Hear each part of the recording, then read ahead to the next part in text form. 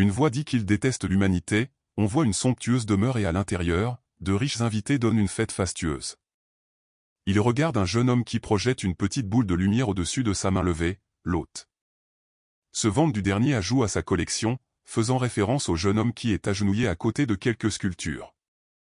L'homme l'appelle la lampe vivante, il avait un niveau de puissance de 1200, il était donc au centre de l'attention. Mais lorsque son aptitude s'est finalement éveillée, ce n'était qu'un rang F, tout ce qu'il pouvait faire était de créer une boule de lumière dans ses mains, l'Autriche déclare alors que sans sa bonté.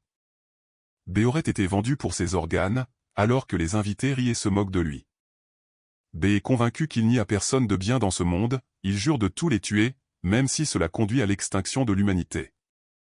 On apprend ensuite que le monde est pollué. De nombreuses catastrophes se sont produites, la statue de la Valkyrie impériale a muté, un régiment de géants de pierre de 100 mètres de haut a été invoqué et a détruit la ville. La monotranchée s'est transformée en un vortex dimensionnel. Et des extraterrestres ont essaimé, l'île de l'Avent a été complètement envahie par des démons, un livre d'images géant en 2 dimensions est apparu au hasard partout dans le monde. Et a aspiré de nombreux bâtiments et humains, de plus, tout objet dans le monde pouvait se transformer en polluant mortel. En conséquence, la population humaine est passée de 12 milliards à 6 milliards en 6 mois. C'est à ce moment, alors que tout espoir semblait perdu, que les Sellers sont apparus, c'étaient des humains dotés de pouvoir grâce à la pollution, ils scellaient les polluants. Gagnant ainsi richesse et honneur, ils sont devenus des héros, les derniers gardiens de l'humanité, on voit ensuite B en uniforme scolaire se dirigeant vers l'école. Il s'avère qu'il est né de nouveau, il nourrit toujours la conviction que les humains devraient être exterminés. Il regarde autour de lui tous les étudiants qui se sont réunis pour l'examen de qualification de Seller. Soudain, quelqu'un avec un bras tatoué lui attrape l'épaule, c'est un grand homme blond en chemise hawaïenne qui dit qu'il le cherchait, B se souvient de Kim. Qui était l'usurier qui a ruiné sa famille dans sa vie antérieure, Kim se moque de lui parce qu'il ne dit rien. Puis attire l'attention des étudiants à proximité, il dit que B est le génie qui a été testé au niveau de puissance de 1200 il y a 3 ans, les étudiants connaissent l'histoire. Et commence à rire de lui, il se moque de lui pour n'avoir éveillé qu'une aptitude nulle malgré sa haute énergie, Kim se joint au rire. Et demande ce que ça fait d'être observé par tout le monde, ce n'est qu'en devenant un seller que B pourra être vendu à un bon prix pour rembourser ce qu'il doit à Kim. Sinon, ses organes pourraient être retrouvés partout dans le monde, B connaît bien cette rencontre. Car elle se déroule exactement de la même manière que dans sa vie passée, Kim est mort dans un incident de pollution. Donc B n'a pas pu se venger, il attrape alors Kim par le col de sa chemise. Et le réprimande pour être si bruyant, en plus de cela, il l'insulte en utilisant sa propre fille, l'usurier est enragé et serre le poing alors qu'il s'apprête à frapper B. Le jeune homme n'est pas du tout dérangé et ose même Kim à le frapper au visage, il dit que s'il se blesse, il ne pourra pas réussir l'examen. Et alors Kim devra expliquer à son patron pourquoi il ne peut pas rembourser le prêt. L'usurier transpire un peu, sachant que B a raison, il lâche l'étudiant et dit alors qu'il ferait mieux de réussir ou d'en subir les conséquences. À sa grande surprise, B pointe un doigt sur son visage, puis avec un sourire sinistre. Dit qu'il a été marqué, il s'éloigne ensuite nonchalamment, les autres étudiants continuent cependant de l'éviter, refusant même d'établir un contact visuel. Aucun d'eux ne veut être associé à lui, B s'attend à tout cela car c'est la nature humaine. On revient ensuite 3 ans en arrière sur ce même lieu d'examen. B à cette époque était un adolescent aux yeux écarquillés rempli d'enthousiasme, il dit à tout le monde que son rêve est de protéger l'humanité. Et de sceller tous les polluants du monde, à l'âge de 16 ans, certaines personnes éveillent des aptitudes spéciales uniques. Ceux qui répondent aux critères de niveau d'aptitude et de combat peuvent devenir un seller, l'aptitude est une compétence. Le niveau de puissance et la quantité d'énergie que vous avez, les niveaux déterminent la puissance des aptitudes. La foule regarde avec admiration, croyant que le niveau de puissance élevé de l'adolescent fera de lui un pilier du pays. Le directeur Pouchkin se rapproche pour utiliser sa capacité de prévoyance sur B, il place sa main sur la tête de l'adolescent et dit qu'il ne peut pas encore voir ce qu'il va éveiller, sa voix devient alors plus forte. Alors qu'il déclare qu'il peut le voir, le jeune homme brillera parmi les étoiles, les étudiants deviennent encore plus excités. Car même les héros célèbres n'ont jamais reçu une telle prophétie, à ce moment-là, B pensait que sa vie serait géniale, sa mère pourrait acheter les meilleurs légumes. Et sa sœur pourrait acheter la longue jupe qu'elle désire. Son père pourrait se détendre et il pourrait rencontrer beaucoup de jolies filles, il pensait à tous les prêts étudiants, aux reportages et aux promesses de parrainage avancés. Puis son pouvoir s'est éveillé, c'était un rang F, invocation de sphère de lumière. C'était une simple boule de lumière sans chaleur. Sans effet et sans puissance d'attaque, toute la bonne volonté qu'il avait reçue des autres s'est rapidement transformée en un contre-coup impitoyable, ils ont vu qu'il avait un pouvoir nul. Et ont cessé de le considérer comme un être humain. Il se souvient de toutes les choses terribles qui lui sont arrivées avec un sentiment semblable à celui de tomber dans un abîme. Tous les avantages ont été retirés. Et ils ont dû vendre la maison pour rembourser leurs dettes. Son père devait de l'argent à Kim et a emmené sa sœur se cacher à l'étranger. Maintenant, il est là pour passer l'examen d'entrée de Sailor afin de réussir et de rembourser l'argent. Jusqu'à présent, tout se passe de la même manière. Y compris elle, alors qu'il aperçoit une fille stupide aux cheveux longs qui examine son épée, et il pense que, bien que l'humanité doive disparaître, elle mérite de vivre. Une voix dans les haut-parleurs attire l'attention des étudiants et annonce que l'examen va bientôt commencer. On leur demande de former des équipes, puis de rechercher des polluants et de les sceller. Shaju déclare alors que l'examen a officiellement commencé. Elle souhaite bonne chance à tout le monde. Alors qu'ils se précipitent pour former des équipes, certains étudiants supplient d'être admis dans certaines équipes, citant leurs capacités, tandis que d'autres équipes recherchent un membre supplémentaire qui correspondra à leurs compétences. Alors que les étudiants se précipitent sur le terrain, un professeur remarque que les plus puissants ont déjà accepté de s'associer. Avant que l'examen ne commence. Cela peut être injuste pour les autres. L'examinateur Jin note que ceux qui partent seuls ne durent généralement pas longtemps.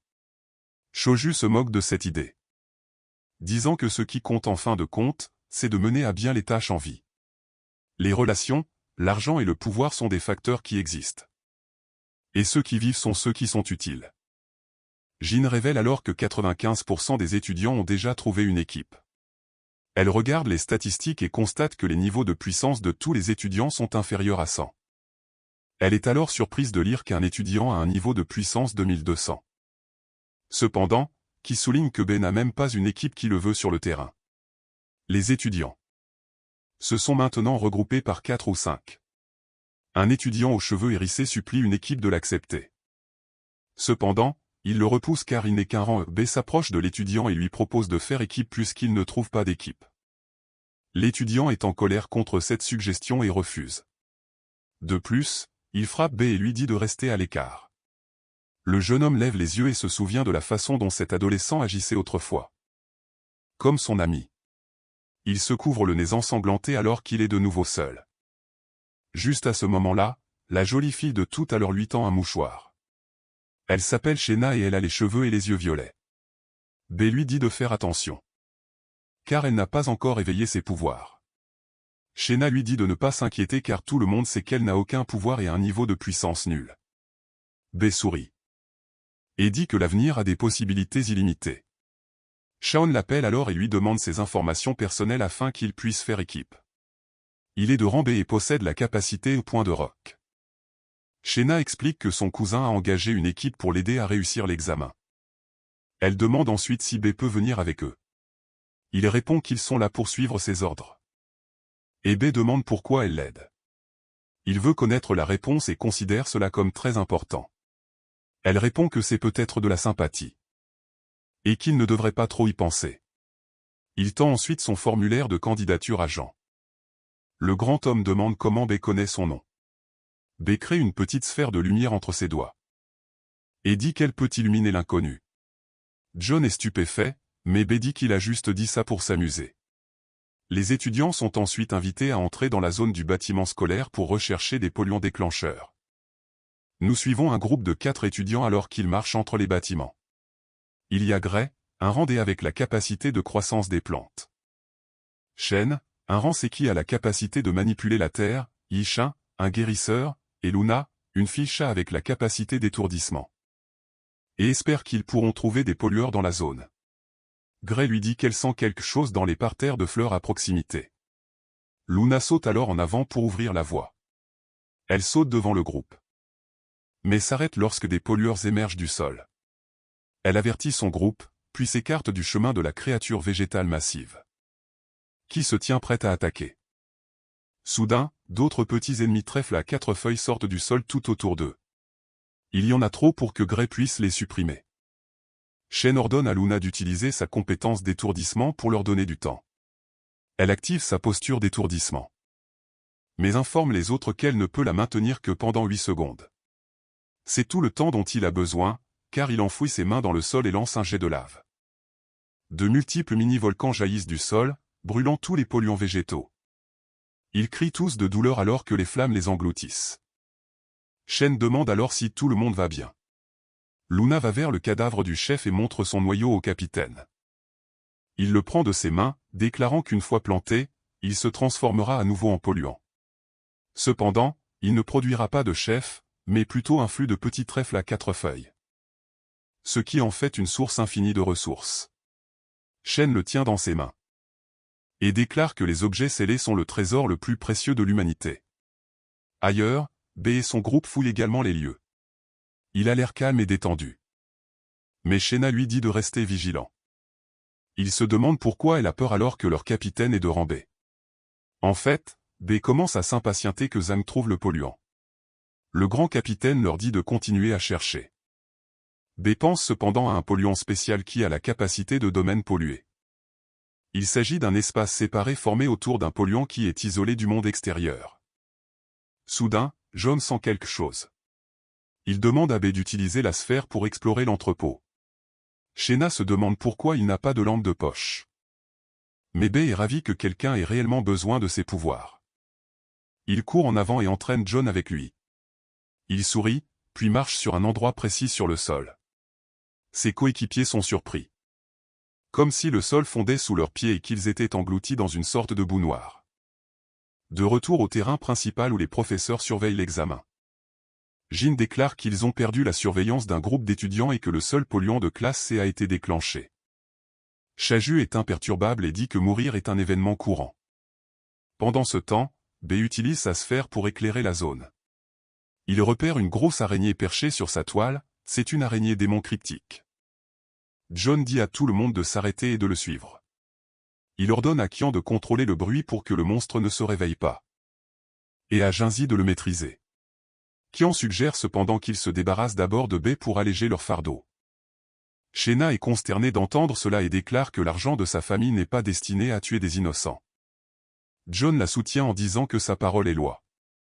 Il le montre ensuite du doigt et lui dit de rester à l'écart et d'être un bon lampadaire. Jinzi plaisante en disant qu'il devrait le suspendre au plafond. Pour avoir une meilleure vue. Les trois garient de ça, mais Shena leur dit d'être sur leur garde car quelque chose ne va pas. Bai la saisit alors par la main. Et elle lui demande ce qu'il fait. Il sait qu'elle tient une épée magique et dit qu'ils sont tous les deux incapables de se battre. Elle devrait donc laisser un homme la protéger. Shena est sans voix et Bai dit qu'il est en fait rempli d'un sens de la justice. Et de la responsabilité. Ses yeux se baissent alors qu'il lève l'épée et l'utilise pour poignarder l'ombre de Shena. Ses camarades de groupe sont surpris lorsque Bai dit à Goki, le deuxième maître de la famille Jai, de sortir. Shena est choquée lorsque Bai la retire de l'ombre. Goki émerge alors lentement des ténèbres et complimente la vue de Bai. Il dit ensuite au jeune homme de rejoindre ses recherches qui consistent à lui transférer son niveau de puissance. Shena est toujours sous le choc que son cousin soit ici. Tandis que Bai est prêt pour cette rencontre. Il se souvient que dans sa vie passée, Goki avait fait manger une de ses mains à l'araignée. Il a également honteusement ravagé sa cousine. Maintenant, Bai lui sourit et dit qu'il va goûter à ce que c'est que d'être maltraité et tué. Il lève ensuite la main et déclare qu'il est temps de montrer sa véritable capacité. Bai éveille sa véritable capacité qui est la main divine. Elle accorde à la cible une capacité aléatoire du même niveau que l'hôte. Cette capacité peut ensuite être retirée. Et la cible recevra un retour du niveau de puissance. Les capacités accordées sont toutes enregistrées et peuvent être utilisées à la discrétion de l'hôte. Qian et Jinzi font semblant d'avoir peur que Bai s'éveille. John se joint aux deux. Mais ensuite les trois gars s'arrêtent et éclatent de rire. Ils se moquent de Bai en disant que les deuxièmes éveils sont du jamais vu. Goki dit cependant à Bai de se concentrer sur lui. Alors qu'une énergie sombre apparaît soudainement sous les pieds de Shena. Goki s'approche et la saisit par le cou. Shena peut à peine respirer, mais crie toujours altruistement à Bai de s'échapper. Le jeune homme a l'air touché d'entendre cela. Mais avant qu'il ne puisse agir, John arrive devant lui.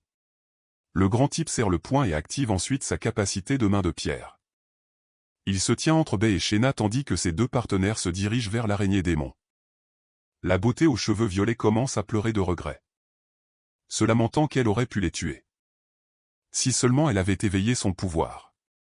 Bai pointe alors sa lance sur elle et dit qu'il va lui donner la chance de changer son destin. Il lance la boule de lumière vers l'avant. Elle passe juste à côté de Jean. Goki est furieux et lance un mur d'ombre. À sa grande surprise, la sphère le traverse et se dirige droit vers Shena.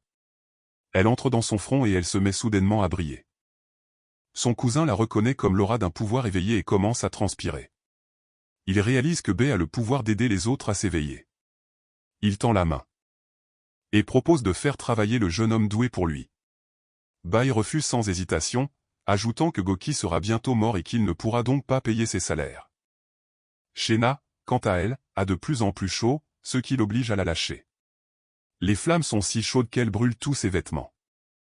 Elle est une rang à qui a éveillé la capacité de maîtrise thermique avec un niveau de puissance 2200. Shena n'arrive pas à croire ce qui se passe. Bai lui dit d'arrêter de rester immobile et de bouger avec un regard féroce. Elle se tourne vers Goki. Il essaie de la dissuader de se battre, disant qu'elle n'est pas encore familiarisée avec ses pouvoirs. John, cependant, se dirige en fait vers elle, prévoyant de frapper par derrière. Il saute et se prépare à l'écraser avec son poing en forme de chose. Shena le voit cependant venir et le frappe avec une puissante explosion de feu. Zong est réduit en cendres tandis que Goki regarde avec incrédulité. Car même lui ne peut pas tuer un Rambé en un seul coup. Il utilise sa capacité à plonger et à se cacher dans l'ombre. Il se déplace derrière elle, pensant que même si elle a éveillé la capacité thermique, elle a une courte portée d'attaque dont il peut profiter. Il se rapproche, prévoyant de la tuer avec sa dague d'ombre. Il sort des ombres et semble prêt à frapper. Bai demande cependant si Goki pense vraiment qu'il est en sécurité pour un rang avec un niveau de puissance 2200. L'écraser sera comme écraser un insecte. Goki est toujours déterminé à ne pas abandonner et tire. Shena cependant l'attaque également avec une puissante explosion de flammes concentrées qui neutralise ses dagues d'ombre et le brûle vif.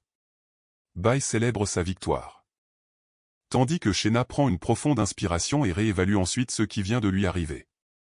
Comme un bon gentleman, Bai la couvre avec sa veste et dit qu'il est normal que son cœur batte si vite lors de son premier combat. Shena n'arrive toujours pas à croire que son cousin, qui avait toujours été si bon avec elle, ait essayé de la tuer, ajoutant que ses parents pourraient aussi avoir subi une mort terrible de ses mains. Alors qu'il prévoyait de s'emparer de la famille, elle le remercie de tout cœur. Puis elle s'évanouit dans ses bras à cause de l'épuisement. À ce moment-là, il ressent une poussée d'énergie. Et il réalise qu'il a aussi acquis la capacité qu'elle a éveillée, il a aussi obtenu un retour de niveau de puissance de 9, portant son total à 1209. Soudain, Jinzi apparaît au-dessus de lui, ayant fusionné avec le démon araignée. Il voit que Shena s'est évanouie. Et pense que c'est sa chance de tuer Bai, car il croit que le jeune homme n'a aucune compétence au combat. Il avance. Mais Bai attrape Shena et saute à l'abri.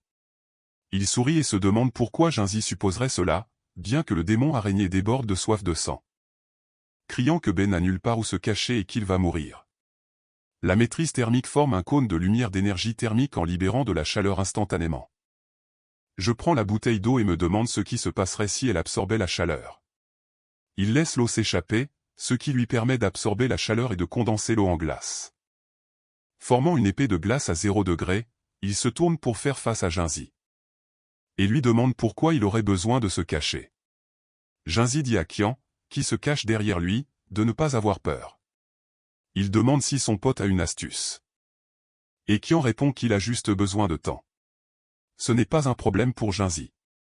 Alors qu'il lance une toile d'araignée empoisonnée. Bai la voit arriver et sourit avec confiance.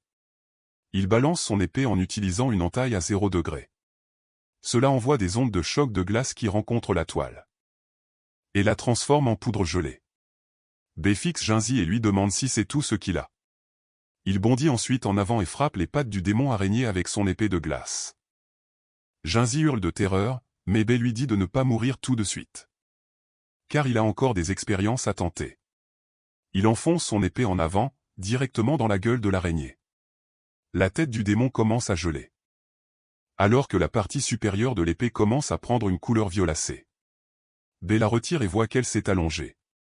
Elle a également pu absorber le venin empoisonné de l'araignée, lui donnant un effet de poison. Il la lève haut, puis se prépare à porter le coup de grâce. Jinzi hurle cependant qu'il ne devrait pas être tué, il ne fait qu'un avec l'araignée. Et sa mort entraînera la rupture du domaine pollué. B voit qu'il a raison. Goki a planifié cet assassinat dans l'intention d'utiliser le domaine pollué pour détruire toute trace de son crime. Jinsei voit une chance et lâche le contrôle du démon araignée. S'il perd le contrôle du démon, cela débloquera le domaine pollué. Et s'enfuira quand il sentira sa vie en danger. Qian, pendant ce temps, est occupé à accumuler le pouvoir du son.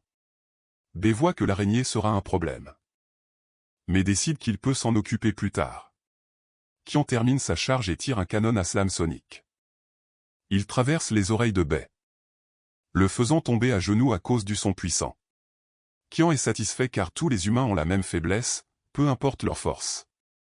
Gen Z court pour prendre l'épée de Shena, disant qu'ils ne doivent pas gâcher leur chance. Le démon araignée s'approche aussi lentement de Bei, qui est toujours à genoux. Il avance pour le dévorer, mais Bei est capable de se rétablir et de convertir son épée de glace en un bouclier de glace. Pour le bloquer, il sourit en disant qu'il n'a plus aucune raison d'hésiter à tuer. Il s'enfuit de l'araignée, pendant que Qian prépare une autre attaque sonore. Il panique ensuite quand il réalise que Bei se dirige vers le corps de leur capitaine. Il se tient au-dessus du cadavre brûlé de Zan et lance sa sphère de lumière. Il la lance sur le corps, lui accordant 1200 niveaux de puissance. Il la récupère immédiatement, gagnant ainsi instantanément la capacité point de pierre et 212 points de puissance supplémentaires. Il la lance tout de suite sur sa main droite. Et puis l'utilise pour écraser le démon araignée comme un insecte. Il court ensuite à nouveau, cette fois vers le cadavre de Guan. Il fait la même chose qu'il a faite avec Zong. Et juste comme ça, il a maintenant l'ombre noire, une capacité de rang également. Jinzi et Qin tentent de l'attaquer par derrière, mais Bei disparaît dans son ombre, évitant leurs attaques. L'ombre commence à ramper à travers le sol comme un serpent alors que Qian réalise que Bei a la capacité de copier les compétences des autres. Une ombre sombre émerge furtivement derrière l'étudiant sans défense et Gulson dans l'obscurité. Bei gagne également la compétence sonore dans le processus, laissant Jinzi qui tremble maintenant de peur. Bei se révèle et dit qu'ils vont faire une expérience de plus. Jinzi fuit pour sauver sa vie alors que Bei essaie une combinaison de capacités. Il utilise un point de pierre pour former la base, la magie de l'ombre pour l'alimenter, et la puissance de la chaleur et du son combiné pour former un canon d'énergie thermique. Il appelle cela son attaque spéciale pour tuer Pushine, qu'il appelle le canon d'or broyeur d'enfer. Il tire le puissant sort sur son ennemi imposant qui est impuissant à se défendre. L'explosion le désintègre complètement alors que Bei est satisfait que son expérience ait fonctionné. Le domaine polluant disparaît alors, laissant Bei et Shena de retour sur le campus. Il est satisfait, car le polluant a également été scellé avec succès. Il le tient dans sa main, puis lève les yeux avec surprise. Shaju, les autres examinateurs et quelques étudiants sont là à le regarder. Bei demande ce qu'ils font là. Et Shaju répond en demandant où est Goki. Bei peut dire, de la façon dont Shaju a posé des questions sur Goki, qu'elle est de connivence avec lui. Il regarde Shena et se souvient de la façon dont elle est morte injustement dans sa vie antérieure. Et de la façon dont il veut éviter un tel sort pour elle cette fois-ci. Bei fait semblant de ne pas savoir qui est Goki en demandant s'il est le cousin de Shena. Il se demande si elle savait dès le début que le corps de Goki disparaîtrait une fois que le domaine palu aurait disparu. Soudain, les gardes du corps de Shena arrivent et sont pressés de s'occuper de leur maîtresse inconsciente. Ils agissent rapidement, appellent un chauffeur pour l'emmener à l'hôpital et la rassurent en disant qu'elle va bien. Et comme elle est juste épuisée, Ryan, le chef des gardes du corps, pense qu'il est lié à l'état de mystère et exige donc de savoir ce qui s'est passé. Shaju demande également aux gardes du corps de l'arrêter car elle a des choses à lui demander. Cela conduit tout le monde à l'encercler. Feni, l'une des gardes du corps, retire ses lunettes pour utiliser son pouvoir de verrouillage. Elle fixe sa cible avec sa vision. Les examinateurs adjoints activent également leur pouvoir. Pour être prêts, ils essaient de les calmer et demandent qu'on leur retire leur pouvoir, afin qu'ils puissent expliquer correctement. Au fond, il ne veut pas les affronter directement car il ne connaît encore rien de leurs capacités, malheureusement. Ryan se transforme à moitié en son monstrueux dinosaure, menaçant de le réduire en pièces s'il ne leur dit pas tout. Bai détermine qu'il ne peut pas leur échapper quoi qu'il fasse. Shaju lui dit qu'elle est autorisée à l'exécuter en tant qu'examinatrice en chef, mais lui propose de le laisser vivre. S'il leur dit ce qui s'est passé. Bai dit qu'il comprend, mais demande qu'il gère la situation calmement. Il lui montre ses dossiers d'examen et ceux de Shina. Et demande à Shaju de signer les papiers pour confirmer qu'ils ont réussi d'un claquement de doigts. Shaju réduit les dossiers en poussière. Bai se demande si la capacité de l'examinatrice en chef est de décomposer la matière. Elle l'avertit que chacun de ses ongles contient une attaque qui peut le faire disparaître. Et lui propose donc de se confesser rapidement. Elle dit aussi à Ryan que Shena obtiendra le meilleur score pour être sortie vivante du domaine pollué. Ryan lève le poing sur Bai et menace de le frapper. Je vois bien qu'il ne se vantait pas. Quand il a menacé de le réduire en pièces. Il leur dit instantanément qu'il va parler et leur révèle que Goki lui a ordonné de garder secret qu'il voulait prendre le trésor de l'école. Shaju ne le croit pas car elle ne peut pas sentir la présence de Goki. Faisant semblant d'avoir peur, Bai dit que Goki en veut au trésor du directeur Pushkin. La mention du directeur intrigue Shaju. Ming lui rappelle qu'ils ne peuvent pas se permettre d'offenser Pushkin. Jin informe également que Pushkin est actuellement dans l'école de la ville voisine pour donner une conférence. Shaju essaie de remettre tout en ordre dans sa tête et se demande si Goki en veut vraiment au trésor de Pushkin. Elle pense que Goki a dû épargner Bai et Shina car il pense qu'il pourrait encore être utile. Et veut qu'elle les garde en détention pour éviter que le secret ne fuite. Elle regrette d'avoir impliqué les gardes du corps de la famille Jay. Elle exige que Bai les emmène immédiatement à Goki. Pendant ce temps, les gardes du corps sont sur le point d'emmener leur maîtresse à l'hôpital. Bai se demande si lui et Shena pourront encore se voir vivants à l'avenir. Il esquisse un sourire malicieux. Croyant que leur interrogatoire signifie qu'il tombe en plein dans son piège. Il traverse le campus jusqu'à atteindre le bâtiment. Les étudiants voient Bai se faire emmener par les examinateurs et le méprisent pour cela. Bai dit aux examinateurs qu'il pourrait avoir besoin d'aller au bureau du directeur. Pour voir Goki. Avant d'aller au bureau, Bai manipule secrètement son ombre sur le sol.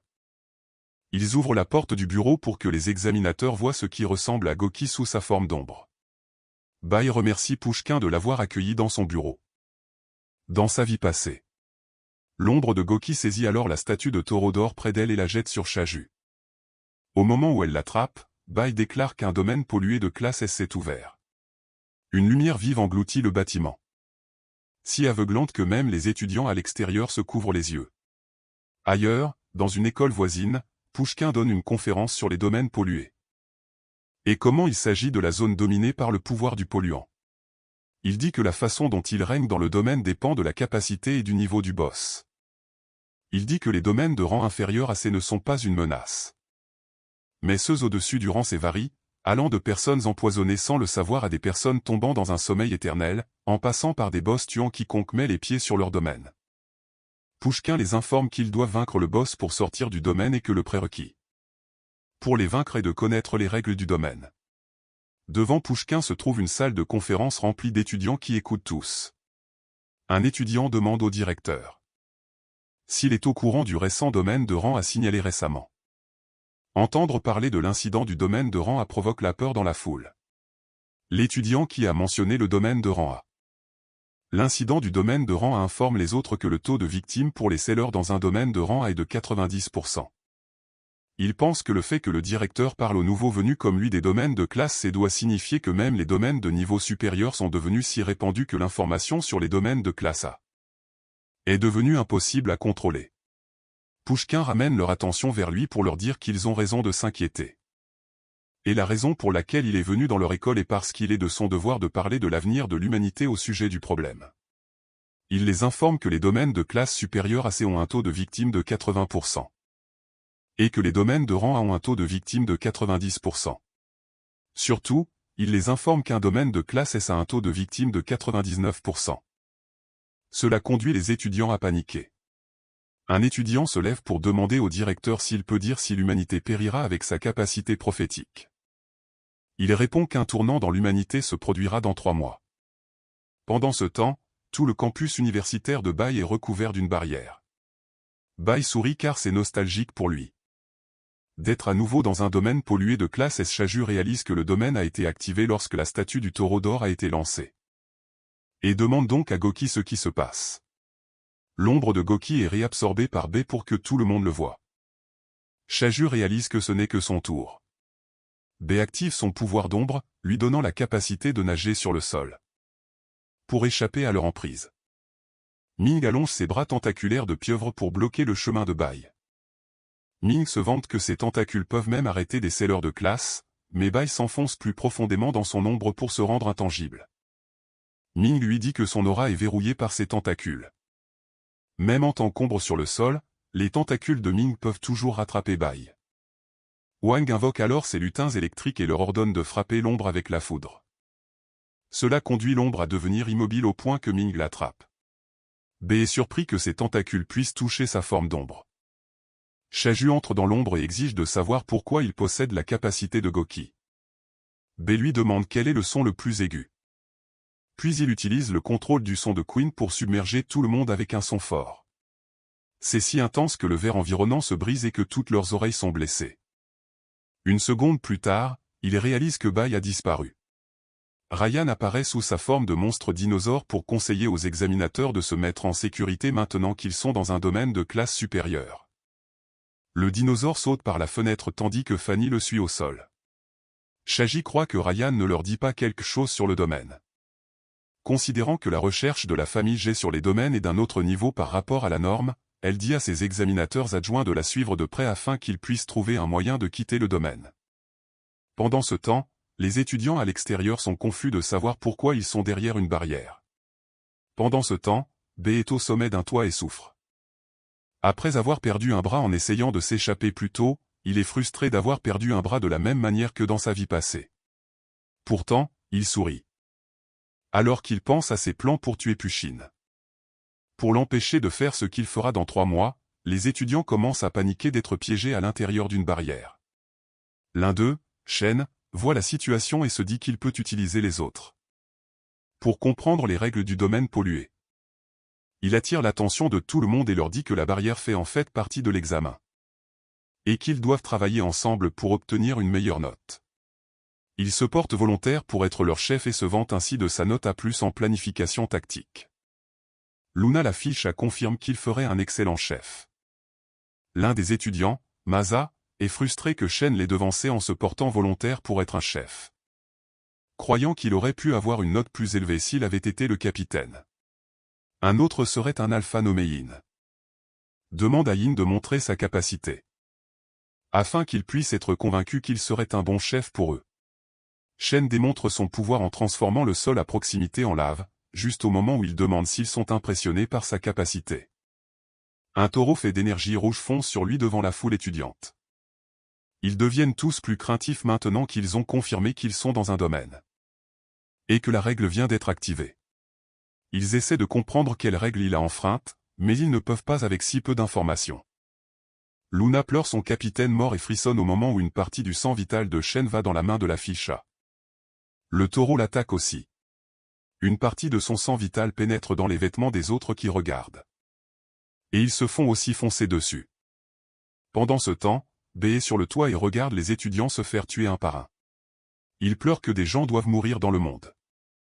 Il sait que dans 3 mois, Pushkin lâchera le taureau démon dans le monde, ne laissant que quelques dizaines de personnes à Ewan City. Il se souvient jusqu'à ce que le taureau ait tout consommé. Jusqu'à ce qu'il ne reste plus personne pour lui. Ce qui se passe maintenant semble si petit. La situation dans l'école est si désastreuse que les étudiants commencent à s'intimider les uns les autres. D'autres se mettent à supplier à genoux pour que la situation cesse. Bai informe les spectateurs que le polluant est le rang S. Ruée du taureau d'or et qu'une fois activé, le monstre piétinera quiconque provoque un petit changement de couleur. Une fois que les gens se mettent en colère, les règles deviennent encore plus strictes.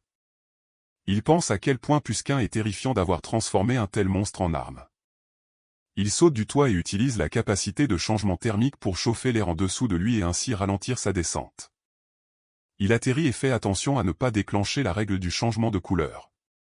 Il croit qu'une fois que le jour se transformera en nuit, la zone sera un massacre. Il ne veut pas se rappeler le chaos du futur et se concentre donc sur la recherche de Shena et sur son sauvetage. Pendant ce temps, Fanny demande à Ryan s'ils vont après Bay. Ryan lui rappelle que leur devoir est de protéger Shena. Et de trouver Goki. Le dino lui dit aussi qu'il sait que Bai a sauvé la vie de Shena et qu'il a seulement fait semblant d'être de mèche avec Shaju. Secrètement, Fanny veut tuer Ryan et Shena parce que sa loyauté va à son maître Goki. Wang dit à Ryan que Shena est toujours inconsciente mais qu'elle va bien à l'intérieur du van. Wang et Fanny se font signe qu'il est temps pour leur plan de trahison. Ils veulent que Ryan entre dans le van afin de pouvoir déclencher la bombe en dessous.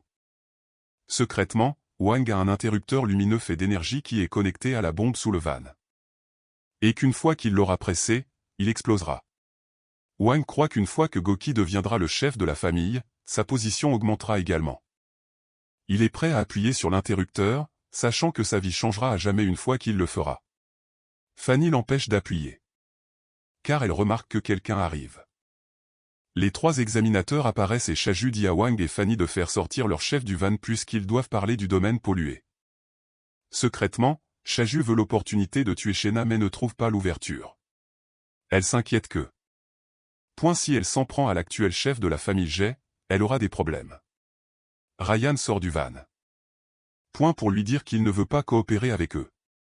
Puisque leur priorité est de mettre Shinnei en sécurité, Shaju suggère qu'il coopère pour la maintenir en vie. Il admet que son pouvoir de transformer les choses en poussière lui a seulement été donné. Et que sa véritable capacité est un sac à dos spatial. Elle explique qu'elle peut ouvrir un portail vers un autre espace dimensionnel qui les tient à l'écart du danger. Ryan voit que son plan est de tous les mettre à l'abri. Dans son espace, Shaju demande ce que la recherche de la famille Jay dit sur la façon de vaincre les domaines de haut niveau. La seule information que Ryan partage est qu'ils sont tous condamnés. Et que seul un polluant peut vaincre un polluant. Shaju exige qu'il arrête de retenir des informations puisqu'ils sont tous en danger en ce moment. Ryan dit qu'il en dira plus à condition que Shena entre d'abord dans son espace. Shaggy dit que son plan est de rassembler tous les étudiants vivants et de collecter des informations. Ryan n'est pas d'accord avec cela car rassembler des gens signifie plus de chances que les règles soient déclenchées. Et veut plutôt qu'ils enquêtent sur les morts pour obtenir des infos. Il ordonne à Fanny d'utiliser sa capacité visio pour analyser les morts. Elle enlève donc ses lunettes et active sa capacité de vision. Pendant ce temps, Shaju s'affaire à élaborer ses propres plans d'évasion. Elle ordonne à Jin de vérifier les informations des étudiants, puis ordonne à Ming d'utiliser ses tentacules pour attraper des étudiants. Secrètement, elle veut rassembler autant de vies à sacrifier que possible pour collecter des informations. Pendant ce temps, Bay se cache derrière un mur de bâtiment éloigné et il a entendu parler de leur plan d'attraper des étudiants pour tester les règles. Il réfléchit à la façon dont il peut atteindre Shena. Alors que tout le monde est mélangé, il est surpris quand une étudiante se faufile derrière lui. Il exige de savoir comment elle peut lui être utile. Afin qu'il ne la tue pas. Elle se présente comme Xiao et lui dit que les tentacules de Ming vont l'attraper dans 17 secondes. Et qu'il peut l'utiliser comme appât pour retirer sa capacité. B exige de connaître sa capacité, puis l'attrape à la gorge. Les tentacules de Ming arrivent et s'agrippent à Xiao. B pense que c'est une erreur de l'ignorer.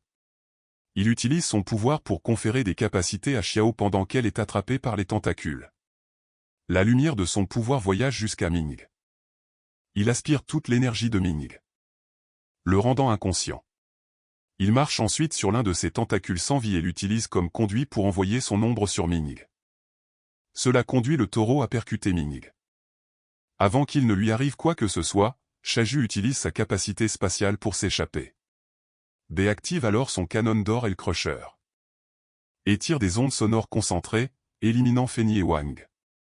Encore plus de capacités s'ajoutent à la collection de Bay. Xiao est émerveillé par la force de Bay et par le fait qu'il ne lui ait fallu que quelques secondes pour formuler un plan de contre-attaque. Elle révèle qu'il lui a donné un pouvoir de Ming, puis l'a retiré instantanément. Il a ensuite mis une ombre sur l'examinateur. Pour déclencher la règle du changement de couleur. Au même moment où le taureau démon le frappait, il a tiré son canon pour distraire Fanny de réaliser qu'il était déjà en train de voler sa capacité. En raison du changement de couleur de l'explosion, le taureau démon est revenu pour achever tout le monde. Elle en est venue à la fois à l'admirer et à le craindre. Il en est venu à croire qu'il est son espoir de survie. B lit dans ses pensées et lui dit de continuer à le louer. Xiao réalise qu'il a aussi volé sa capacité de lire dans les pensées. Et devient toute confuse qu'il ait entendu tout ce qu'elle pensait. B lui dit par connexion mentale de se taire et de l'écouter. Il lui dit qu'il a besoin de son aide puisqu'ils peuvent communiquer entre eux par leurs esprits. Il lui confère la capacité Rockfist. Et un niveau de puissance de 1000 pour l'aider à rassembler des étudiants afin qu'elle puisse collecter des capacités pour lui. Il l'avertit de ne pas essayer de lui échapper car il peut la sentir où qu'elle aille dans le domaine. Au lieu d'être menacée, le cœur de Xiao fond pour lui. Elle s'enfuit pour faire ce qu'il lui ordonne, heureuse qu'elle et ses camarades de classe survivront. Elle est également heureuse qu'il lui ait montré à travers son esprit tout ce qu'il sait sur le domaine. Et comment s'en échapper. Savoir qu'il existe quelqu'un comme Belle a rempli d'espoir qu'ils survivront. Chaque louange qu'elle pense va à l'oreille de Bai. Pendant ce temps, Wang rapporte à Ryan que Fanny est morte. Bai s'approche des gardes du corps et leur dit que Shaju continue d'être dans sa dimension spatiale. Le voyant s'approcher, Ryan ordonne à Wang de s'occuper de Shena dans la voiture. Bai les avertit de ne pas agir durement à moins qu'ils ne veuillent pas qu'il déclenche la règle. Secrètement, Bai communique avec Ryan avec une capacité de transmission vocale pour lui dire comment Go voulait tuer Shena. Pour prendre la position de chef de famille et qu'il travaillait avec l'examinateur en chef. Et les deux autres gardes du corps avec qui il est. Il lui parle aussi de la bombe sous la voiture. Mentionner une bombe fait penser à Ryan qu'il menace leur vie. Et lui donne envie de l'attaquer. Bai fait pousser des tentacules de son bras gauche manquant. Et ces tentacules enveloppent le bras du dino avant qu'il ne puisse l'atteindre. Bai admet qu'il peut à peine le bloquer avec sa force. Il essaie de penser à une capacité qui serait utile. Mais sait que n'importe laquelle d'entre elles peut déclencher la règle de la couleur. Il crie plutôt à Wang de déclencher la bombe sous la voiture. Comme s'ils étaient des alliés secrets de Goki. Cela conduit Wang à préparer et à activer la bombe. Ryan se précipite rapidement vers lui et l'attrape avant qu'il ne puisse activer la bombe. Le dinosaure écrase son corps avec son énorme main. Wang propose qu'ils meurent ensemble. Et s'apprête à appuyer sur l'interrupteur, Bai lui retire son pouvoir avant qu'il ne puisse le faire. Ryan jette alors Wang à distance, où le taureau le percute comme un camion qui passe. Ryan demande pourquoi il l'a laissé tuer Wang. Alors qu'il existait d'autres moyens plus cléments. Bai répond qu'il se fiche de leur vie et que sa seule valeur est qu'il peut l'aider à protéger Shena. Il appelle ensuite Shaju pour qu'elle sorte de son espace. La convainquant que tout va bien maintenant, tant qu'elle n'a pas de sang sur ses vêtements. Il lui dit ensuite que Goki est déjà mort. Et qu'elle n'a plus besoin de la suivre, et qu'au lieu de cela, ils devraient travailler ensemble pour prendre soin des plantes et des arbres afin de protéger l'environnement. Il attrape Jin avec son pouvoir de tentacule. L'examinatrice adjointe réalise qu'elle ne peut plus activer son pouvoir. Bai lui dit que son pouvoir est désormais le sien. Ailleurs sur le campus, un étudiant libère son billet de banque avec le pouvoir de le protéger de tout sort. Au moment où il l'active, une lueur verte enveloppe son corps. Il se vante que ça a marché. Et qu'il a maintenant la capacité de sortir de la barrière. Soudain, la boule de démolition le percute et le tue instantanément. Les autres paniquent, étant donné que le billet de banque qu'il a utilisé était considéré comme très puissant. Pour la protection, il pense, d'après tous les indices, qu'un changement d'environnement doit être la règle. Il rappelle qu'il est interdit de toucher du sang. Et qu'un écran de téléphone portable s'allume. Ainsi que de se transformer en oiseau ou de devenir invisible. Yin rappelle que l'étudiante qui s'est transformée en oiseau, Masa panique de voir comment les règles deviennent de plus en plus strictes avec le temps. Yin lui saisit soudainement la bouche avec sa main. Yin attire ensuite l'attention de tout le monde pour leur dire de se taire. Et de ne pas utiliser leur pouvoir pour rester en vie. Il leur parle de son mauvais pressentiment que les règles pourraient devenir de plus en plus strictes au fur et à mesure qu'elles sont déclenchées. Il craint que dans quelques instants, même respirer ne déclenche la règle de la mort instantanée. Masa se met à genoux, suppliant quelqu'un de les sauver. Yin continue de penser qu'il n'y a aucun espoir de découvrir quel est le déclencheur. Il dit à Masa qu'il leur appartient à tous les deux de le découvrir. En tant que les deux classes B les plus forts du groupe. Soudain, quelqu'un leur dit que la règle spécifique est le changement de couleur. Il s'avère que Xiao est apparue. Et elle leur dit qu'elle seule peut les sauver. Il leur parle de sa capacité à sonder les esprits, à ressentir les pensées. et à découvrir les secrets du cœur humain. Elle explique qu'elle sent l'intention meurtrière de quelqu'un sur le campus et qu'elle a trouvé quelque chose d'intéressant dans le processus. Elle leur dit qu'elle a découvert que Bay est un régresseur qui connaît les changements dans le futur et se prépare à détruire l'humanité. Ils veulent dire quelque chose à propos de sa révélation, mais elle insiste pour qu'aucun d'eux ne dise un mot. Ils partagent ensuite que Bay a rejeté son humanité et prévoit de détruire le monde et qu'il leur appartient de l'arrêter. Elle touche la tête de Yin et de Masa pour leur transmettre ce qu'elle a appris jusqu'à présent.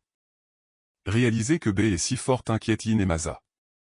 Xiao partage également qu'il a maintenant sa capacité de lire dans les pensées, mais pense que sa faiblesse est qu'il avale les capacités sans creuser profondément dans chaque capacité. Elle leur dit qu'elle a créé une barrière mentale qui empêche Bay de jeter un coup d'œil dans sa tête sous les pensées de surface. Et qu'elle leur a également donné cette capacité. Elle rappelle que Masa peut tirer des projectiles d'énergie, tandis que Yin peut utiliser de l'air comprimé pour améliorer temporairement sa condition physique.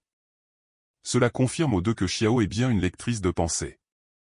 Elle partage également qu'elle sait que Yen a comprimé l'air autour d'eux pour rendre leur conversation privée des autres étudiants. Cela la convainc qu'elle a choisi les bons partenaires et elle les invite à sauver l'humanité avec elle. Cela conduit Masa et Yin à inviter les autres étudiants à s'unir contre Bay. Secrètement, Chao est heureux que les étudiants aient été si faciles à manipuler et complotent pour profiter de la connaissance de l'avenir de Bay. Ailleurs, Bay est agacé que sa nouvelle capacité de lecture dans les pensées continue de montrer les pensées de Fangirl de Xiao à son sujet. Actuellement, il fait face à Ryan, tout en essayant de prédire les prochains mouvements de Shaju. Il dit à Ryan qu'il s'en va tout en lui envoyant secrètement un message pour qu'il continue à protéger Shena et à tuer Shaju sur place. Bay utilise la capacité de Wang à créer une corde de lumière pour se balancer ailleurs. Ryan se demande comment Bay n'a jamais été découvert. S'il est si puissant. Il craint que, puisqu'il protège Shena, cela signifie qu'il a aussi le pouvoir de l'éloigner de la famille un jour. Shaju ouvre soudainement son portail pour quitter sa dimension spatiale. Elle suggère à Ryan qu'ils travaillent ensemble pour attraper Bay. Secrètement, elle donne la priorité à la faveur de la famille Jay. Et craint que laisser Bay parler à la famille signifie qu'elle est en danger. Ryan accepte de travailler ensemble tant qu'elle met Shena dans sa dimension. Pendant ce temps, de nombreux étudiants se sont rassemblés sur le terrain de sport pour faire équipe contre Bay. Ils parlent du plan consistant à laisser Bay attirer le boulon de démolition vers eux afin qu'ils puissent combiner leurs pouvoirs pour vaincre le polluant. Pendant ce temps, Yin et Masa ont une conversation mentale avec Xiao sur la façon dont ils vont convaincre Bay que le taureau s'est retrouvé piégé à l'intérieur de lui, afin qu'ils aient une excuse pour l'attaquer tous en même temps. Ils sont heureux d'apprendre que de nombreux étudiants ont des capacités aussi destructrices. Xiao pense que leur plan est si bon qu'il ferait d'excellents hommes de main un jour. Elle déclare qu'elle fera de Bay son esclave avant qu'il ne devienne plus fort. Dans le souvenir de l'avenir de Bay, Pushkin l'a placé sous une table d'opération sous des lumières vives. Dans cet avenir, Bay a été vendu au directeur une fois que Pushkin a découvert son talent. Il est retenu sans bras gauche. Pushkin apparaît en vêtements chirurgicaux et demande une lame de scalpel à un assistant. L'opération était si atroce que Bay s'évanouissait et se réveillait sans cesse. Pushkin le laisse regarder, impuissant, tandis qu'il lui retire le cœur et d'autres organes. Pushkin dit à son assistant qu'il aura encore besoin de la main droite de Bay. L'infirmière Sumi dit à Bay qu'il devrait être béni pour avoir une main divine qui pourrait mettre fin à l'ère de la pollution. Il lui demande de le tuer. L'assistant lui dit que Pushkin est le prophète le plus intelligent du monde et qu'il a déjà calculé toutes les fois où il utilisera sa capacité de main divine. Et que la seule chose qu'il n'a pas encore comprise est si sa sphère de lumière peut aussi accorder la vie éternelle. Sa condition pour le tuer est qu'il lui donne sa sphère de lumière. Bay dit qu'il la lui donnera, puis laisse la sphère entrer en elle. La sensation de la lumière à l'intérieur d'elle fait réaliser à Bay comment il peut activer sa capacité. Sa rage monte en réalisant qu'il n'est pas la personne faible que tout le monde disait qu'il était. Il récupère la sphère de lumière de Sumi, la repousse et rentre dans la salle d'opération. Alors Bay lui demande s'il sait qu'il est sur le point de mourir. Il saisit un scalpel sur la table et se poignarde l'œil avec. De retour dans le présent, Bay parle mentalement à Shoot et lui demande si les lecteurs de pensée peuvent ressentir la douleur des autres. Sa voix mentale soudaine surprend la jeune fille. Elle le voit au sommet du toit d'un immeuble. Et lui demande de venir voir ses élèves rassemblés. Il dit qu'il restera où il est et lui demande ce qu'elle pense des gens qui polluent. Shaw demande s'il parle de la théorie selon laquelle les capacités humaines proviennent de polluants. Il partage ses pensées sur la façon dont les mutants ont été pollués, en particulier leur cœur. Il passe en revue tous les crimes de l'humanité dans l'histoire. Xiao essaie de détendre l'atmosphère en lui disant de ne pas s'inquiéter. Bai lui dit alors qu'il le sait. Elle a rassemblé tous les élèves pour s'opposer à lui, ce qui déconcerte la jeune fille que sa barrière mentale n'ait pas fonctionné. Il admet qu'il a partagé ses souvenirs avec elle. Parce qu'il s'en fichait et que le fait qu'elle traite ses semblables comme du bétail est la preuve qu'elle est un polluant. Xiao se défend en disant qu'elle doit sacrifier ses camarades pour que l'humanité survive contre lui. Bai trouve qu'elle devrait plutôt sacrifier ses capacités. Et ses niveaux de puissance à lui. Xiao lui dit qu'il est un démon pour avoir dit cela. Elle dit aux autres élèves qu'ils doivent attaquer Bai rapidement car le taureau démon est à l'intérieur de son corps. Les élèves sont excités à l'idée de le tuer. Masa dit à tout le monde qu'il peut convertir l'énergie de chacun. Et la mettre sur quelqu'un d'autre. Yin se porte donc volontaire pour recevoir toute l'énergie et la projeter sur Bai avec sa capacité de vent. Shaw l'attaque en pensant qu'il n'a aucune chance de survie. Alors que Masa met l'énergie de tout le monde sur Yin, Yin sent la puissance grandir en lui. Bai reste calme et pointe simplement vers le haut. Les élèves voient qu'il y a une ombre géante dans le ciel, soulevée par des lutins. Bai les avertit qu'il peut ordonner aux lutins électroniques d'envoyer une lumière vive qui peut rendre l'ombre encore plus grande pour les couvrir et déclencher la règle. Masa et Yin craignent de n'avoir aucune défense contre l'ombre. Bai promet qu'ils mourront dès qu'ils l'attaqueront. Masa supplie de ne pas être tué et pointe Xiao du doigt pour avoir tout planifié. Bai promet de ne pas les tuer s'ils lui donnent leur pouvoir. De multiples orbes de lumière entrent dans les élèves et retournent à Bai, lui donnant d'innombrables capacités. Il commente sarcastiquement à quel point leurs capacités sont faibles. Tout le monde s'affaiblit tellement qu'aucun d'eux ne peut se tenir debout.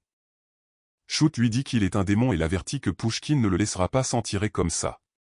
Bai leur dit qu'il ne leur reste qu'un seul niveau de puissance. Et qu'une fois que le jour se transformera en nuit, ils seront impuissants. Alors que le taureau démon descend sur eux, il déclare qu'il scellera le taureau après la nuit. Ailleurs, Pushkin dit à ses assistants que quelque chose de grave s'est produit à l'école. Et qu'ils doivent se dépêcher de rentrer. Sumi demande pourquoi il conduit alors qu'il peut faire voler un avion s'il est pressé. Il lui dit donc que les vieillards comme lui sont très traditionnels. Il dit à Sumi qu'elle doit rester pendant que Linky rentre avec lui. Linky assure au directeur qu'elle pourra sceller le bol. Elle quitte la pièce avec le vieil homme. Sumi a l'air jalouse alors que Linky lui tire la langue pour se moquer d'elle qu'elle va avec le directeur. Le corps inconscient de Shina est récupéré de la voiture et placé sur une civière. Travaillant ensemble, les deux se sont dépêchés de la placer dans le sac à dos spatial. Et attrapent le jeune homme comme prévu. Ryan manipule son maître avec douceur et soin, mais Chaju le presse d'un ton vif. Remarquant quelque chose d'anormal, il recula immédiatement et mit de la distance entre eux. Elle claque sa langue avec agacement. Et demande comment il a découvert son plan en se basant sur son comportement. Elle a évidemment l'intention de s'échapper dans l'espace avec la jeune femme. Elle avait entendu ce que Bai avait dit à propos des règles. Et l'a confirmé en se basant sur la mort de Ming. Puisque les deux hommes semblaient avoir créé une alliance, elle devait prendre la fille en otage. Ryan essaie de l'intimider. En disant qu'elle pourrait déclencher la règle et se mettre en danger en le faisant. Mais elle n'a aucun problème à mourir complètement là. Elle pointe Shena du doigt, visant comme un pistolet et disant aux gardes du corps de bouger. Levant les mains en signe de reddition, il accepte d'obéir tant qu'elle garde la jeune femme en sécurité. Après tout, c'est une personne ordinaire sans pouvoir, du moins à leur connaissance, acceptant l'accord avec frustration. L'examinateur ouvre son sac à dos spatial pour laisser entrer le corps. Il observe attentivement, calculant le timing du lancement et la fenêtre de la capacité. C'était un pari, mais il n'y avait pas d'autre option que de le tenter. Ryan fait trébucher l'infirmière en poussant le lit de Shena, la faisant tomber au sol avec un grand cri. Shoju fut momentanément distrait. Et c'était sa seule chance. Il agrippe fermement le bras du van et projette le véhicule entier droit sur elle, bien qu'elle soit incrédule face à cette tentative. Elle n'avait que quelques options pour se sauver. La femme choisit la plus sage, replonger dans la sécurité de son portail. Cependant, Ryan s'y attendait déjà et laissa échapper un rugissement assourdissant. Les ondes sonores frappèrent le dessous du van, déclenchant la bombe et la forçant à exploser juste à côté de la femme. L'explosion compacte mais puissante embrasa les lieux. Et le garde du corps utilisa son champ de force pour les protéger. De là, il voit le taureau enragé par la violation de la règle. Il maudit Wang, car le marchand a utilisé une bombe assez puissante pour éliminer même un dinosaure. Juste à ce moment, une boule de lumière flottait autour du parking. Et, haut dans les bâtiments de l'école, elle se dirigea vers Bai, qui gagna la compétence de sac à dos spatial en plus d'accumuler tant de puissance. Ryan demande quand il est arrivé. Et le garçon dit qu'il a été témoin de son plan ingénieux pour se débarrasser de la femme. Ce qui lui vaut de réussir son test. En bavardant, le garde réalise que la personne devant lui est beaucoup plus forte. En se vantant de son trône mobile cool fait de cordes de lumière d'énergie, il est vexé car le dinosaure semble être insensible à son exhibitionnisme enfantin. Alors il en rajoute en montrant encore plus de théâtralité. Des gens allaient venir demain, sans circonstances spéciales, il aurait sacrifié tout le monde. Pour comprendre la règle maintenant. Toujours confus, Ryan demande comment tout cela est arrivé. Et comme Bai l'apprécie, il décide de révéler le secret. Le bol qui sert d'appareil est recouvert d'une substance dorée inconnue. Après être entré en contact avec une personne, il se déploie en un domaine pollué. Deuxièmement, lorsque le domaine se déploie, le taureau reste endormi et ne se réveille que lorsqu'un changement de couleur plus grand que le sien apparaît. Malheureusement. Un idiot a invoqué plutôt un énorme morceau de magma. Et l'a déclenché. Troisièmement, la couleur d'un objet provient de la lumière du soleil, ce qui signifie que la perte de lumière du soleil déclencherait des attaques aveugles. Une fois toutes les cibles éliminées, la véritable forme de l'entité apparaîtra, et c'est à ce moment-là qu'il la scellera. D'après l'explication, le taureau les attaquerait aussi après la tombée de la nuit. C'est là que le sac à dos spatial entre en jeu. Car Bai et Shena peuvent regarder Ryan se faire démolir dehors. Le garde du corps toujours sérieux ne semble pas apprécier les blagues du garçon. Mais il montre fièrement ses pouvoirs, ce qui lui vaut le titre de lumière humaine.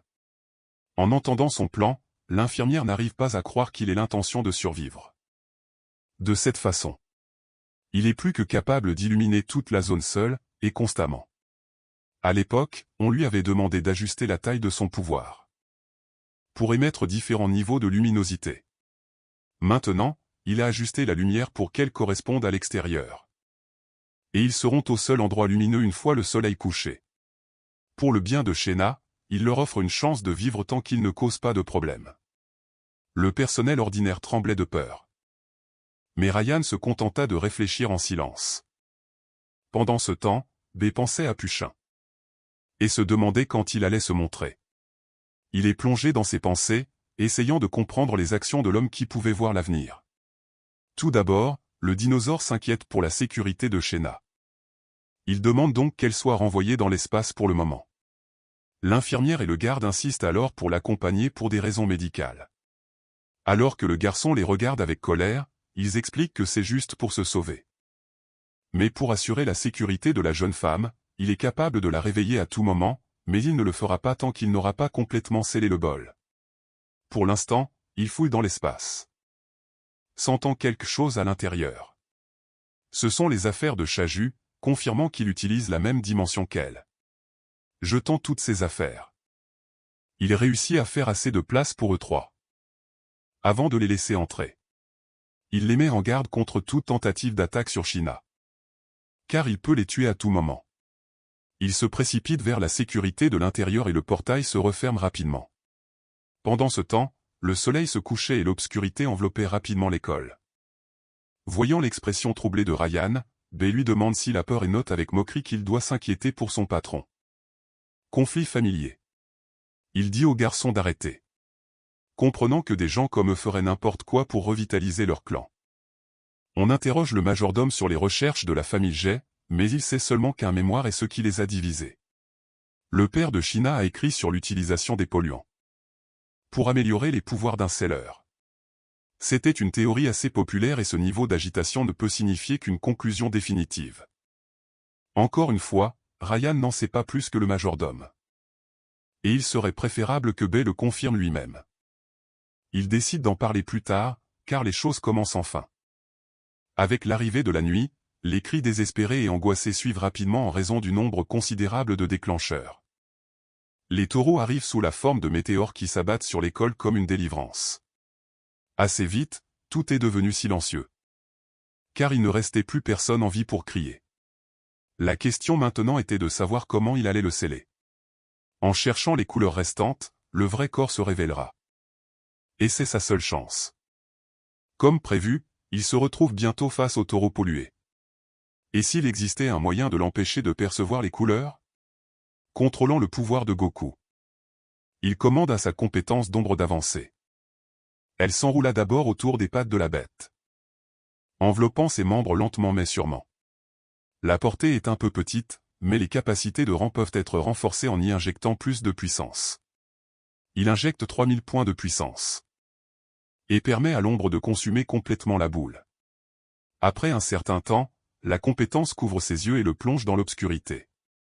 Et voilà, le taureau enragé est maîtrisé. Et la source polluée commence bientôt à s'effondrer en ouvrant le portail, permettant à ceux qui sont à l'intérieur de tomber avec surprise et confusion. L'étape suivante consistait à mettre l'être dans le sac à dos spatial et à l'emporter pour lui-même. Il verse 4000 unités de puissance pour étendre l'espace. À tel point que ça aspire le taureau. Avec le portail fermé, la machine à tuer est effectivement scellée. Contrairement à être poussé à l'intérieur. Il ne l'a pas endormi, mais l'a coupé de tout déclencheur, du moins jusqu'à ce qu'il le veuille, tenant ainsi sa promesse. Il confère un peu de pouvoir à Shenna et court pour partir, le jeune homme saute par-dessus le toit. Et avec un sourire satisfait. Il dit au revoir à ses connaissances, il vole avec une combinaison de compétences acquises. Et accéléra en cherchant le requin pulmonaire qui le tourmentait sans cesse. Shenna ouvrit les yeux et se redressa brusquement sur son lit, on lui dit qu'elle était inconsciente depuis une demi-journée, elle se demande d'urgence où sont ses serviteurs qui vérifient son état. Et sont surpris de voir ses niveaux de puissance incroyablement élevés. Pour l'instant Ryan demande à tout le monde de partir, elle accepte, ayant beaucoup à raconter à son père. Et demanda à en savoir plus sur Bai en chemin, remarquant l'état transformé du dinosaure. Elle se demande pourquoi elle est en garde et voit pour la première fois les ravages qui se produisaient, une demi-journée était tout ce qui s'était passé. Mais tout autour d'elle était un désastre, assurant qu'ils sont en sécurité maintenant, le garde du corps dit aux serviteurs de partir. Et porte sa jeune dame sur son épaule, ensemble ils s'éloignent au milieu de la ville. De la fumée s'échappait d'une pièce somptueuse plusieurs étages au-dessus des rues, une femme sur son lit le séduit en lui demandant de se marier. Mais il la repousse et dit qu'ils doivent attendre, juste à ce moment-là, un enfant fait irruption dans la pièce, approuvant et disant qu'elle aime surtout quand les humains restent ensemble. C'était la fille du prêteur sur gage qui avait été laissée sous sa garde après son divorce. Furieuse et se sentant trompée, la femme essaie de partir, mais Kim part en premier et dit à son enfant de s'amuser avec la jolie dame. Il part avec un sourire odieux, ignorant les cris de colère de la femme, avec ça, il descend le bâtiment et répond à un appel. Il donne à son patron un compte rendu des remboursements de prêts collectés ce jour-là, sa vie était la meilleure, bénie avec un patron qui lui fait confiance. Et un enfant qui s'est réveillé assez tôt. Juste à ce moment-là, son téléphone vibre et la connexion commence à se couper, revenant au clair, on lui dit de retourner au travail le lendemain, ce qui fait se plaindre Kim de ses vacances. Bai sourit en se moquant de lui, disant au prêteur sur gage de faire son rapport sur les affaires d'aujourd'hui. Bien qu'ennuyé de devoir se répéter. L'homme fait ce qu'on lui dit, mais tourna rapidement la tête sur le côté, il voit le jeune homme activer un tas de pouvoirs, il marcha vers Kim avec délice. Disant qu'il doit suivre ses ordres à partir de maintenant, le prochain ordre est de rappeler la mort de chaque débiteur. Il est forcé de mourir et pour lui de mourir de la même manière, il tremble, luttant pour s'y opposer. Car cela se terminerait aussi par sa mort, frustré par sa lâcheté. Bai le libère de toute cette peur avec une compétence. Il reçoit une survie extrême qui consomme des points de puissance pour réparer les blessures mortelles, insatisfait de sa faible puissance. Le garçon donne même quelques points pour l'aider à survivre quelques fois de plus, la première étape est de mourir dans un accident de voiture. Alors il marche dans la circulation venant en sens inverse, la mort de Kim prend la forme d'un camion qui arrive à toute vitesse, mais il y en aura beaucoup d'autres après, d'un autre côté, Bai monte dans le bâtiment.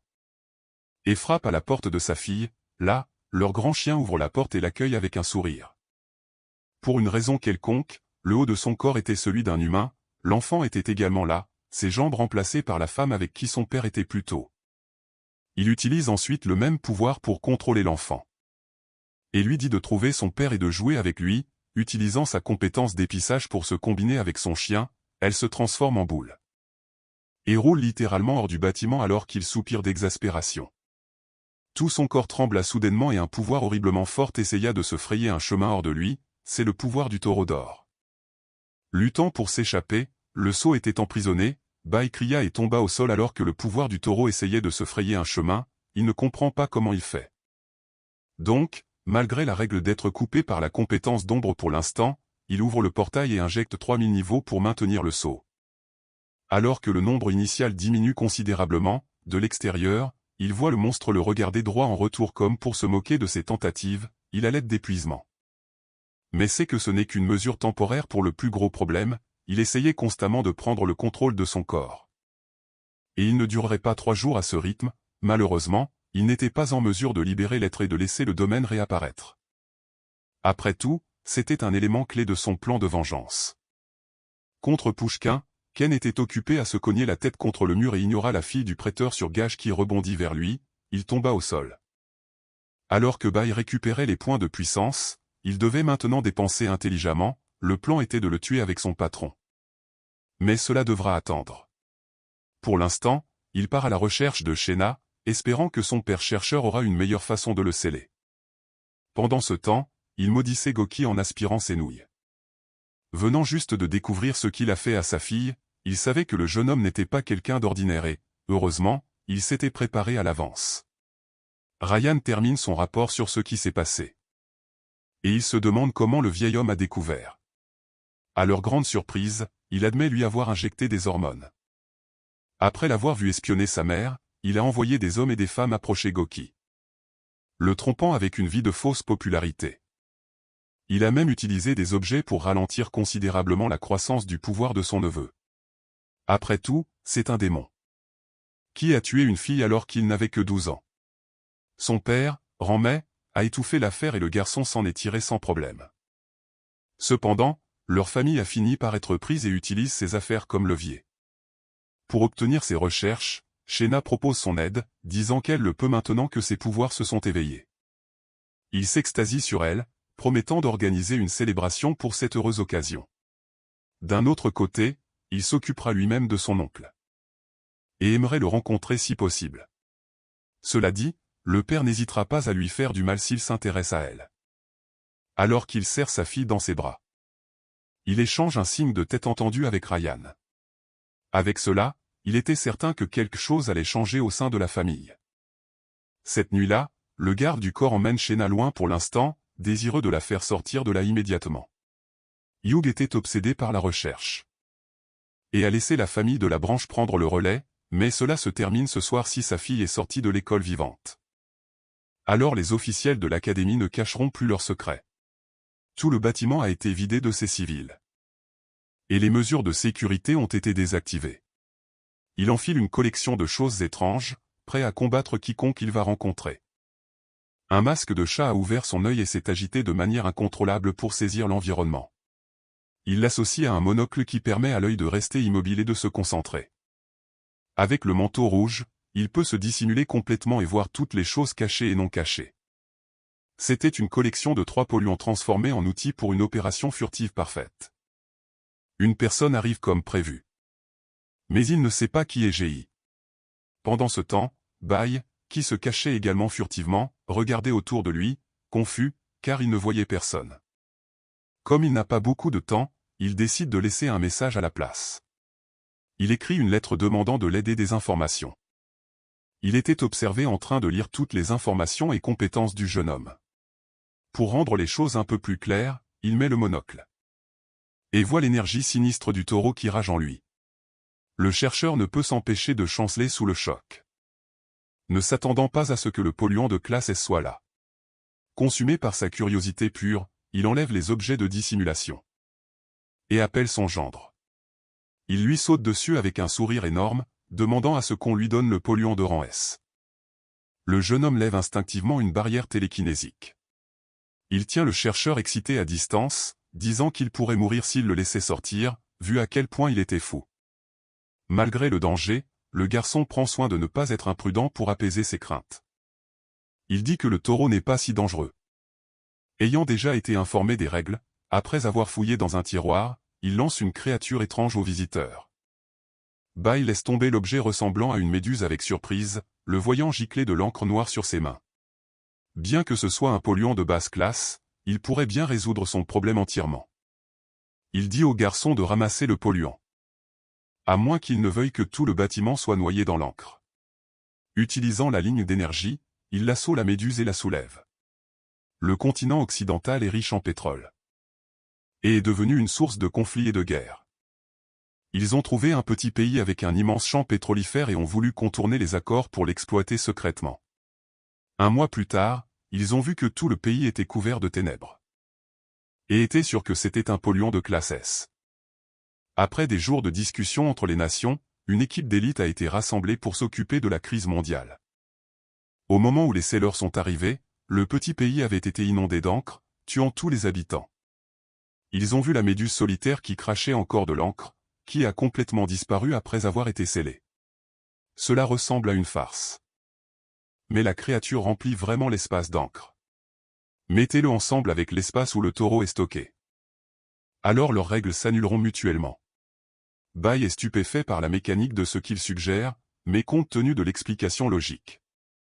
Il pourrait en fait être possible de remplir l'espace avec l'encre illimitée, au lieu de ces ombres consommables.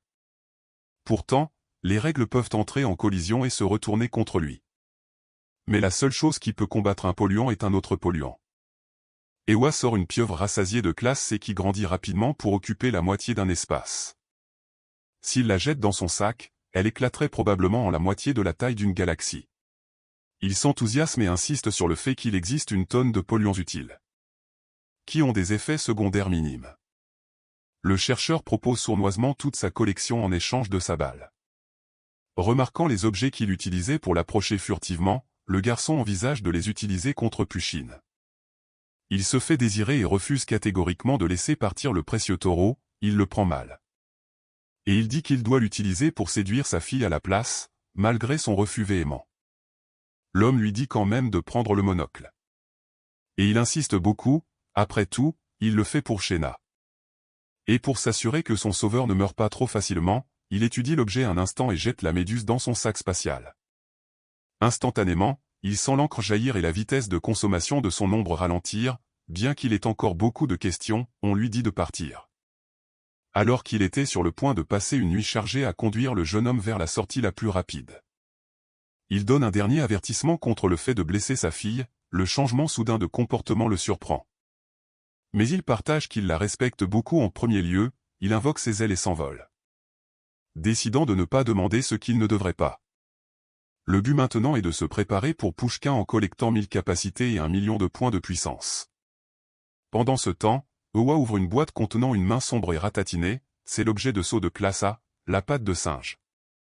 Il remet sa collection d'objets polluants, prêt à accueillir ses visiteurs. Les caméras de surveillance montrent son petit frère Ramès s'avancer avec un groupe de puissants sellers. Le premier est un vieil homme nommé Ming, puis viennent Jia et Shen. Tous sont incroyablement puissants, ils veulent qu'il lève les restrictions sur l'utilisation des polluants. Mais cela condamnerait essentiellement le monde. Vu leurs mouvements, ses recherches doivent être sur la bonne voie et il est prêt à tout faire. Pendant que tout cela se passait, Ryan était à l'extérieur du domaine, gardant Shena qui se reposait dans sa chambre. Soudain, on frappe à sa fenêtre, c'était Ryan. Il se retourne sous le choc alors que le mur de la chambre de la jeune femme explose. Heureusement, seul le mur a été détruit. Et l'intérieur était intact. On ne pouvait pas en dire autant de Bai, qui a été complètement incinéré. Shena regarda autour d'elle avec urgence, essayant de trouver des bandages comme s'il pouvait aider. Puisqu'il a absorbé des capacités de guérison, le jeune homme dit qu'il essaiera de prendre soin de lui. Passant en revue sa liste de compétences de récupération. Il se régénère complètement, mais choisit de garder son bras tentaculaire. La jeune fille s'excuse de l'avoir presque tué, insistant sur le fait qu'il lui a fait très peur. Elle a entendu sa voix, c'est sûr, mais a vu des tentacules à la fenêtre quand elle s'est retournée et n'a pas pu s'empêcher de se demander si c'était une imitation. Bien qu'elle soit encore sceptique quant à savoir s'il est vraiment celui qu'il prétend être, cela ne lui importe pas car il est seulement venu s'assurer qu'elle va bien. Se rappelant comment il a même perdu un bras pour la sauver, la jeune fille insiste pour le remercier d'une manière ou d'une autre. Bai esquisse un sourire joyeux, expliquant qu'il peut réparer son bras à tout moment. L'ignorant, Ryan est informé de ce qui s'est passé. Et on lui demande s'il peut tirer quelques ficelles pour elle. Pas trop désireux de la rejoindre, il invoque ses ailes pour partir, insistant sur le fait qu'il doit y aller. La jeune femme est persistante. Et la supplie de lui laisser juste le temps de se changer et de mettre de beaux vêtements. Pour lui faire plaisir, il pense à Pouchkin et à la façon dont il se dirige probablement déjà vers lui avec la capacité du directeur. Le trouver devrait être facile, alors pourquoi n'est-il pas encore venu? D'innombrables pensées ont envahi son esprit alors qu'il essayait de comprendre ce qui allait se passer. Il est plongé dans une boucle consistant à s'attendre à l'inattendu. Quand la voix de Shena traverse soudainement son esprit, disant qu'il a l'air trop anxieux. Elle émerge avec une belle robe. Ressemblant au printemps elle-même, la meilleure façon d'avancer est d'avoir un bon état d'esprit, alors elle l'encourage à profiter du présent. Convaincu, il propose de la conduire à leur destination à condition qu'elle paie le dîner. La jeune fille rougit, pensant qu'il va la porter dans ses bras comme dans les bandes dessinées. Cependant, il n'est pas du genre à aimer les romances clichés. Et fantasme plutôt sur des vaisseaux spatiaux. Les deux s'éloignent ensemble, laissant une traînée dorée qui déconcerte Ryan. Ils arrivent bientôt au centre commercial et prennent un dîner chic dans un buffet, apportant une énorme pile de nourriture sur leur table. Lentement, elle augmente ses pouvoirs et dit qu'elle y a pensé. Bien qu'il puisse y avoir des effets secondaires, elle est prête à les supporter, certaine qu'elle ira bien avec lui et son père là si cela fonctionne. La jeune fille pourra aider les personnes qui lui sont chères. Il l'autorise pour l'instant. Prêt à la protéger avec ses capacités de guérison. Un peu plus tard, des assiettes vides empilées avec une compréhension étrangement profonde de ses nouveaux pouvoirs. Elle augmente sa capacité à manger. Tout le monde regardait sous le choc. Voyant la silhouette de la jeune fille gonfler massivement en quelques instants. Elle sourit, ravie d'avoir perdu l'appétit à un moment donné après s'être tellement concentrée sur son poids. Cela dit, il ne peut que penser à quel point elle serait brisée si elle voyait à quel point elle était devenue grande. Il parcourt sa liste de compétences, désespéré de trouver quelque chose pour la faire maigrir. Il y en a un tas qu'il peut utiliser, mais elle se lève soudainement pour aller chercher des fruits. Alors il propose d'aller lui en chercher et prend note de prendre des serviettes au cas où elle pleurerait pour une raison quelconque. Il y a une flaque d'eau sur le sol. Il ne s'en soucie pas et s'en va pour l'instant, mais son reflet est resté sur l'eau, souriant diaboliquement. La prochaine fois qu'il s'est approché, Bai a marché dans l'eau. Et s'est soudainement retrouvé à s'enfoncer dans le sol. Shena était confuse quant à la raison pour laquelle il mettait autant de temps. Mais le jeune homme était haut dans les airs, plongeant soudainement dans la mer, dévalant du ciel, appelé d'urgence par ses ailes qui apparurent aussitôt sur son dos. Toujours incapable de bouger, il utilise son rayon d'énergie pour recréer le vaisseau spatial d'avant, mais la lumière s'éteint inutilement. Il a été pris dans une embuscade avec une interdiction de vol, il n'avait donc pas d'autre choix que de tomber à la mer. Cependant, le faire sans protection le laisserait avec des blessures mortelles. Utilisant tout ce qu'il a, il augmente ses résistances et active tout ce qui peut couvrir son corps. Des couches de muscles, de roches, de tentacules et même des monstres s'enroulent autour de tout son être. Non content de cela, il utilise la compression pour augmenter la densité de l'air. Et la friction, et se transforme essentiellement en un météore qui allait s'écraser dans la mer. Après le crash, il a l'intention d'utiliser toutes ses compétences de récupération, en plus de sa capacité de survie dans l'eau. Maintenant, la question était de savoir comment il avait été pris et qui lui avait tendu ce piège. Au fond de l'eau, une femme ressemblant à une sirène observait attentivement, rejointe par deux humains. Elle leur dit qu'un invité est arrivé. Le sailor s'appelait Yuzen. Et possédait une capacité de lignée de sang de sirène. Kong dit qu'elle va voler le cristal et sceller en premier, et qu'elle veut choisir les objets en premier. Peng la laisse faire. Apparemment à la recherche de quelque chose de différent de son côté, avec le raccord, les trois se mettent en mouvement et la jeune femme utilise sa capacité pour voler les objets de la victime. Le polluant Méduse apparaît. Avec quelques cristaux de pouvoir. Elle passe en revue son butin, disant que le sceau ne semble pas utile et donne les cristaux, tout aussi faibles, à Peng. Comme mentionné précédemment, Yuzen se prépare à prendre sa vie et tout ce qu'il possède. Il a volé ses capacités de flamme, mais l'image au-dessus de l'eau disait le contraire. Toujours dans le ciel, B dévalait comme un météore. Mais avait maintenant une couleur rouge foncé. La méduse disparut, le taureau rageait et faisait de son mieux pour prendre le contrôle de son corps. Réalisant que l'ennemi était proche, il utilise la sonde mentale pour voir qui ils étaient. Il voit les trois sous l'eau. Tous ayant des pensées complètement inutiles pour lui. Agacé qu'ils aient osé lui causer des problèmes, il prend leur jeu au sérieux et projette son ombre en avant. Elle fonça vers l'eau et Eusen commença à paniquer. En voyant qu'il était un éveilleur multicapacité, elle se déplace rapidement pour créer un vortex d'eau qui l'écrasera dès qu'il entrera dans l'eau. À sa grande surprise, l'ombre plongea dans la mer sans se soucier de son vortex et s'enroula autour de la sirène. Soudain, B disparut du ciel. Et chargea à travers son corps, le déchirant.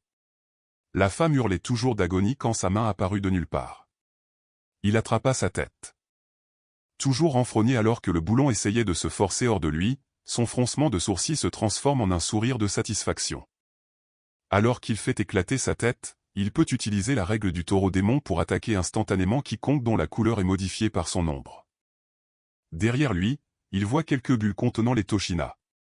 Il ne peut pas les toucher sans risquer la mort. Cependant, la capacité de Peng n'était pas si simple à éviter. Déclenchant les bulles, il les fait exploser. Et était sûr que son ennemi était bon pour mort. Malheureusement, B était bien trop fort pour être achevé aussi facilement. Il a essayé de comprimer les Tushina avec les courants marins, la rage refusant d'obéir à l'étranger.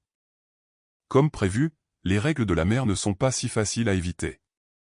La seule façon de gérer un polluant est d'utiliser un autre polluant. Avec un sourire maniaque, il demanda au taureau s'il voulait sortir. Et décide de le laisser respirer un peu d'air frais à nouveau. L'énergie rouge sinistre se précipita hors du corps de B, s'infiltrant dans les eaux profondes. La mer entière fut consumée par un domaine pollué, qui servait également de territoire au taureau démoniaque. À l'intérieur du corps de B, il était impensable pour un humain d'héberger un polluant sous sa propre peau. Heureusement, Peng a toujours un seau qui devrait l'envoyer dans un espace aléatoire sur la planète. Une fois consommé, le seau disparaît de sa main, volé par Kong qui observait depuis les environs. Elle se moque de lui pour avoir essayé de s'échapper seule. Et maintenant, elle allait le laisser là. Éclatant immédiatement la bulle pour se libérer, la femme tombe inconsciente de manière inattendue. C'était en fait un seau qui met l'utilisateur dans le coma et Peng avait prévu qu'elle le vole dès le début. Invoquant le vrai seau et l'activant pour s'échapper. Un petit tourbillon l'enveloppa un instant. Il disparaît du domaine, mais y revient immédiatement après. Dans une tournure incroyable, il ne peut pas sortir malgré le seau. L'homme désespéré en invoque plusieurs autres et bien que son corps soit téléporté pendant un bref instant, il revient dans le domaine de la même manière. C'était le pire des cas.